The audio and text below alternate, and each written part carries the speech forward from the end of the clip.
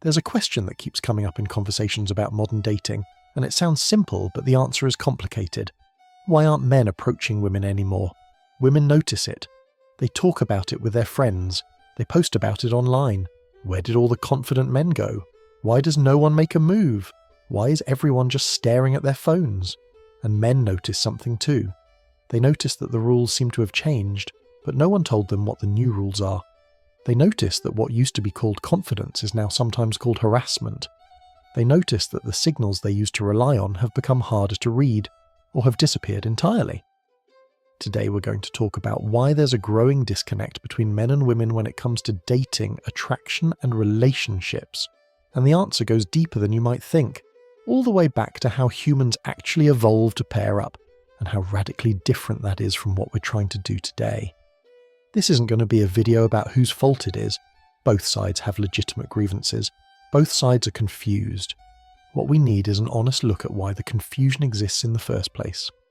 Let's start with what's happening on the ground. Large numbers of young men, we're talking significant percentages, have essentially stopped approaching women in person. This isn't laziness. It's not that they don't want relationships or aren't attracted to women. Many of them desperately want connection.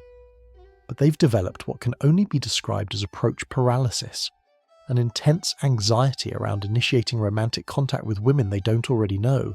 The anxiety is real. It's not something they're making up. For these men, the idea of walking up to a woman in public and expressing interest produces genuine fear. Fear of rejection, yes, but increasingly fear of something worse. Fear of being seen as creepy. Fear of making her uncomfortable. Fear of being publicly called out or humiliated. Fear that even a respectful approach will be treated as an offence. Now, approach anxiety has always existed to some degree. Men have always felt nervous about putting themselves out there, but something has amplified it in the modern era. Something cultural has shifted that's made the risks feel higher and the rewards feel more uncertain. And here's what many women don't understand. This isn't happening because men have gotten weaker. It's happening because the environment has changed. Men are responding rationally to a new set of incentives, when the potential cost of an approach has gone up. Social humiliation, being labelled a creep, possible professional consequences, and the potential reward hasn't increased proportionally. Rational people become more cautious. That's not weakness. That's math. There's a popular idea that men have always approached women cold, walked up to strangers in bars, struck up conversations with women they've never met, pursued romantic interest through sheer boldness and charm. This is mostly a myth. Or more accurately, it's a brief historical anomaly that we've mistaken for the norm. For most of human history, and across most cultures even today, relationships didn't start with strangers approaching each other. They grew out of existing social structures, family networks, village communities, religious congregations, shared workplaces, neighbourhoods where everyone knew everyone. Your future spouse wasn't a stranger you spotted across a crowded room. She was your neighbour's daughter, your cousin's friend, the girl who attended your church, the woman your family had known for years. The cold approach, walking up to a complete stranger with romantic intent, only became common in the 20th century, and really only in certain Western urban environments. It was a product of urbanisation, where people lived among strangers. It was a product of the sexual revolution, which loosened traditional courtship norms. It was a product of bars, clubs, and social spaces designed specifically for mixing with people you don't know. This was never the natural human way of finding a mate. It was a cultural experiment that lasted maybe 50 or 60 years, and now that experiment is ending, and we're surprised that people don't know how to navigate it anymore. When women ask, where are all the confident men who used to approach? The honest answer is, they were always a small percentage, and the conditions that enabled them were historically unusual. The confident stranger approach was never the norm. It was a blip. Here's something else that modern people, men and women both, don't fully grasp.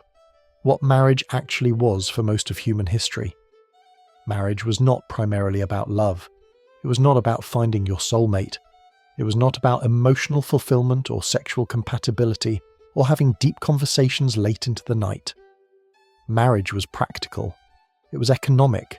It was about combining resources, producing children, building something stable that would survive across generations. Your spouse was not expected to be your best friend. Men had their male friends for companionship. Women had their female friends. The household was a unit of production and reproduction, not a unit of emotional support. Husbands and wives often didn't spend that much time together. They had separate spheres of work and socialization. The idea that your spouse should be your primary emotional outlet, your confidant, your therapist, your adventure partner, your intellectual equal, and your passionate lover, all at once, all the time, would have seemed insane to people throughout most of history. They would have looked at that expectation and said, "That's too much for one person to carry. That's setting up both of you to fail." And they would have been right. The historical model wasn't romantic, but it was sustainable. It spread emotional and practical needs across multiple relationships, rather than concentrating them all in one. Your wife handled certain things, your friends handled others, your family handled others still. No single person bore the impossible weight of being everything to someone else. Modern relationships carry a weight that no relationship in history was ever designed to bear. We expect our partner to be everything: emotional support system, intellectual companion, financial partner, co-parent, best friend, passionate lover, adventure buddy, therapist, cheerleader, and source of constant validation. We expect them to fulfill needs that used to be spread across extended family, close friendships, community ties, and religious institutions, and then we're surprised when relationships buckle under that pressure. Some couples manage it. Some people genuinely find partners who can be most of those things most of the time, and they build something beautiful together. But they're the exception, not the rule. For most people, asking one person to fill every role leads to disappointment, resentment, and eventually collapse. Men feel this pressure acutely. They're expected to be emotionally available in ways their fathers and grandfathers never were, while also being providers, protectors, and leaders. They're supposed to be vulnerable, but also strong, sensitive, but also confident, in touch with their feelings, but also stoic under pressure. The contradictions pile up until men don't know what's actually expected of them. And when they try to ask, the answer often boils down to, "Figure it out yourself," which isn't actually an answer. Women face their own version of this. They're supposed to be independent, but also want to be provided for. Career-focused, but also family-oriented. Sexually liberated, but also respectable. Strong, but also soft. The impossible expectations cut both ways.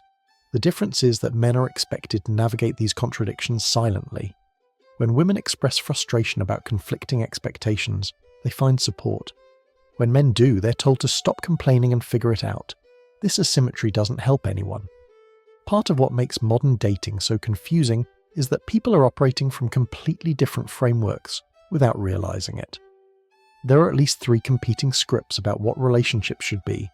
The first is the traditional script: practical partnerships, clear roles, family and community involvement, stability over passion, commitment as the foundation, with love hopefully growing over time. This script says, find someone suitable, build something together, and make it work. The second is the romantic script: soulmates, destiny, the one, intense emotional connection, love conquers all. This script says, find the person who makes your heart sing, and everything else will fall into place. The third is the transactional script: relationships as exchanges. What am I getting out of this? If it's not serving me, I leave. Constant evaluation of whether you're getting a good deal. This script says, optimize for your own benefit, and don't settle for less than you deserve. Most modern people carry elements of all 3 scripts in their heads, and they clash constantly. You want the security of the traditional approach, but the passion of the romantic approach, but the freedom of the transactional approach. You want commitment and excitement and the option to leave. Men and women often don't realize they're operating from different scripts, or switching between scripts depending on the situation. He thinks they're building something traditional. She's evaluating whether he's her soulmate. She thinks they're in a romantic partnership. He's calculating the transaction. The disconnect isn't personal, it's structural. Here's an uncomfortable truth that underlies all of this. Human beings didn't evolve for modern romantic relationships. Our evolutionary history points towards serial monogamy at best. Pair bonding for a period, often until children are somewhat independent, followed by the potential for new pairings. Some anthropologists argue that mild polygyny, one man with multiple female partners, was the more common ancestral pattern. What we definitely didn't evolve for is the modern ideal. One partner for life who fulfills all our needs while we maintain complete individual freedom and self-actualization. That's a very recent cultural invention, and it fights against millions of years of evolutionary programming. This doesn't mean lifelong monogamy is impossible. Plenty of people achieve it. But it means it's harder than we pretend it is. And the failure rate isn't surprising. It's predictable. Men and women both struggle with this mismatch between what evolution shaped us for and what modern culture tells us we should want. But they struggle in different ways, and those differences create misunderstandings. Now let's talk about something specific that's broken down: signalling. In the past, women had culturally understood ways of indicating interest. A look held a moment too long, a smile in response to attention, positioning yourself near someone you wanted to talk to you. These signals weren't explicit, but they were readable. They gave men permission to approach. Those signals have become much harder to read, and in some cases they've disappeared entirely. Part of this is deliberate. Women have been told, correctly, that they shouldn't have to perform interest they don't feel. They've been told that being hard to get is a strategy. They've been told that enthusiasm can be read as desperation, so they guard their signals more carefully. Part of it is environmental. Women in professional settings have learned to be more guarded because workplace dynamics require it. Women in urban environments have learned to avoid eye contact with strangers because it invites unwanted interaction. The behaviours that keep women safe in some contexts also make them unreadable in romantic contexts. And part of it is the post-Me Too shift. Men are now hyper-aware that misreading a signal can have serious consequences. An approach that's unwanted isn't just awkward. It might be reported, posted about, or treated as a violation. The margin for error has shrunk dramatically, so men wait for clearer signals. Signals that never come because women have been trained not to give them, and both sides wait, and nothing happens, and everyone wonders why dating is so hard now. The irony is brutal. Women want to be approached by men they're interested in. Men want to approach women who are interested in them. Both sides want the same thing, but the signalling mechanism that would connect them has been damaged by cultural forces that neither side fully controls. Some women have started to notice this and are trying to signal more clearly, but they're swimming against a cultural current that tells them that pursuing is desperate, that showing interest is giving away power, that men should just know if you're interested. The cultural programming is hard to override. There's a well-documented phenomenon in social psychology. Men tend to overestimate women's romantic interest, while women tend to underestimate men's. A woman being friendly gets interpreted by many men as flirting. A man being genuinely interested gets interpreted by many women as just being nice. The same interaction reads completely differently depending on which side you're on. From an evolutionary perspective, this makes sense. Men who erred on the side of assuming interest would pursue more opportunities and potentially reproduce more. Women who erred on the side of caution would avoid entanglements with unsuitable partners. Both biases served reproductive purposes, but in the modern context, these mismatched perceptions create constant friction. Men approach women who weren't actually interested and get rejected, or worse, accused of being inappropriate. Women wonder why men they were interested in never made a move, not realizing that their signals were too subtle to register. Add alcohol to this mix and the misinterpretation intensifies. Men become more confident in their reads. Women become harder to read. The gap between perception and reality widens exactly when the stakes are highest. Neither side is lying or acting in bad faith. They're genuinely seeing different things. And neither side fully understands how differently the other is perceiving the exact same interaction. This perception gap has always existed, but in the past, community context helped bridge it. If you were interested in someone from your village or church, there were people who knew both of you who could facilitate. They could clarify intentions, confirm interest, smooth over misunderstandings. Now, two strangers are trying to read each other with no context, no mediators, and mismatched perception systems. It's a recipe for confusion. Here's something men often don't fully grasp. The risk calculation is fundamentally different for women. When a man approaches a woman, the worst case for him is rejection, embarrassment, a hit to his ego, maybe getting laughed at or dismissed. When a woman receives an approach from a man, her worst case is much worse. Physical danger, stalking, harassment that escalates, violence. Women have to evaluate every male interaction with a background calculation that men rarely have to make. Is this person safe? This asymmetry explains a lot of female behaviour that men find confusing or frustrating. The guardedness, the reluctance to give clear signals, the preference for meeting through trusted networks rather than cold approaches. It's not that women don't want to meet men. It's that they're managing risks that men don't have to think about. Young women especially face a complicated situation. They're learning to navigate male attention at the same time they're learning their own power and appeal. They often underestimate how much attention they're attracting, and from whom. They make choices about self-presentation without fully understanding all the eyes that will be watching. This isn't about blame. It's about the fact that men and women are navigating the same interactions with completely different risk profiles, and those different risks produce different behaviours that the other side doesn't always understand. Men need to understand that female caution is often survival-based, not personal. Women need to understand that male hesitation is often fear-based, not lack of interest. Neither side is trying to frustrate the other. They're both trying to protect themselves in different ways. There's a cultural battle happening around all of this, and it's making things worse. On one side, there's a progressive framework that emphasizes freedom, consent, and women's autonomy. This framework says women should be able to do whatever they want, wear whatever they want, go wherever they want, and men should simply learn to control themselves. Any suggestion that women might adapt their behaviour for safety gets labelled as victim blaming. On the other side, there's a more traditional framework that emphasises prudence, risk awareness, and realistic expectations. This framework says, the world contains dangers, and smart people, men and women, adjust their behaviour to account for those dangers. Acknowledging risk isn't blaming victims, it's navigating reality. The progressive framework wins most public debates because it sounds better. It's more compassionate. It puts responsibility where it ideally belongs, on the people causing harm, not the people experiencing it. But the traditional framework has an advantage too.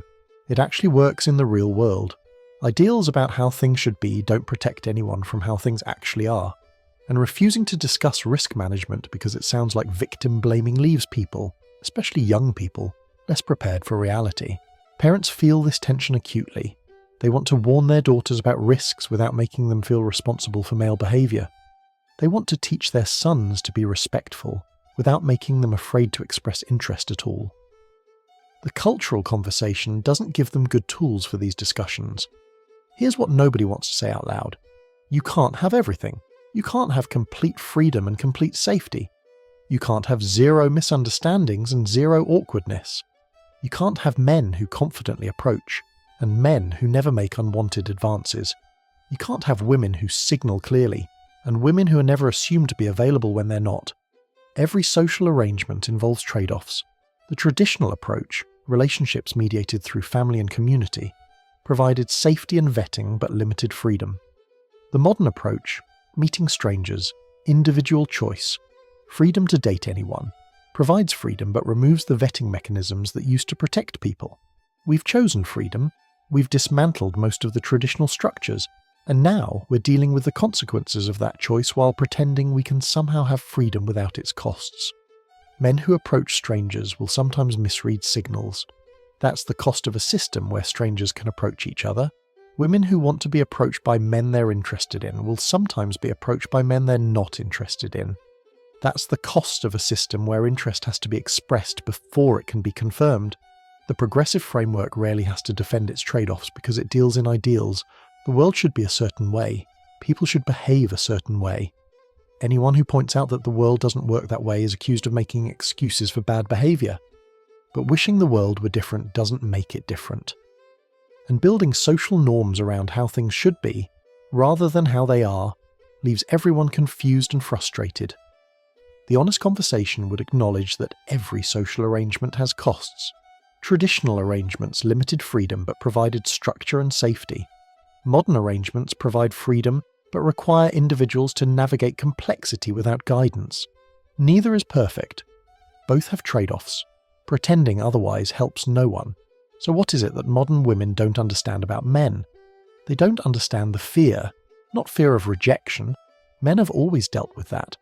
Fear of being misinterpreted, fear of being labelled, Fear that expressing interest has become a risky act that could have consequences beyond just hearing no.